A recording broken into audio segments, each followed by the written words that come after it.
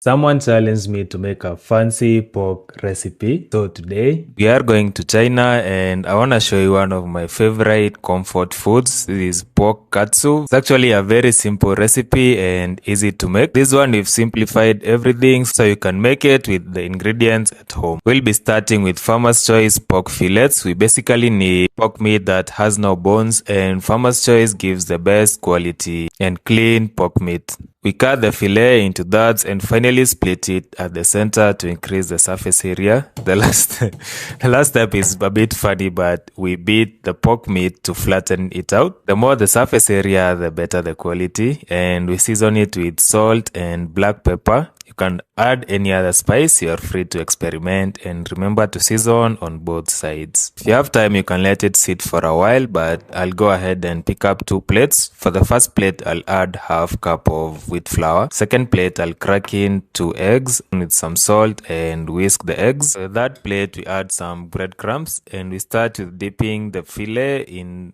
with flour. Make sure every part is covered and shake to remove the excess, followed by dipping in the eggs. Make sure every part is covered and shake to remove the excess, and finally to the breadcrumbs. Make sure every part is covered and shake to remove the excess. Too much information, but it was midnight, gas ikaisha, so using the hot plate, one fillet at a time. Luckily we don't need too much time, 10 minutes. If you're using normal gas, that should be around 8 minutes. Basically, when it turns brown, we are good to go. And now we make our simple sauce. I started with cutting down around 3 tomatoes, 2 onions, 1 carrot, a few cloves of garlic and ginger. When blending, obviously we start with pouring some water at the bottom, and we add in our ingredients, our content, and give them a nice blend. So the texture that you need will totally be optional. You can go for completely smooth or you can go for a bit chunky texture. Spring onions are for garnish, and what we're doing is cutting very thin strips. Strips are easy to curl, and finally we add them in cold water to remove all the fats, grease for easy handling.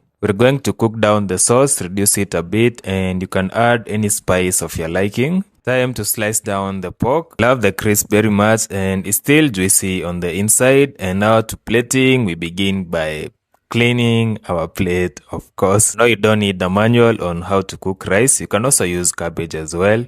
Plenty of sauce, and finally we add in our katsu.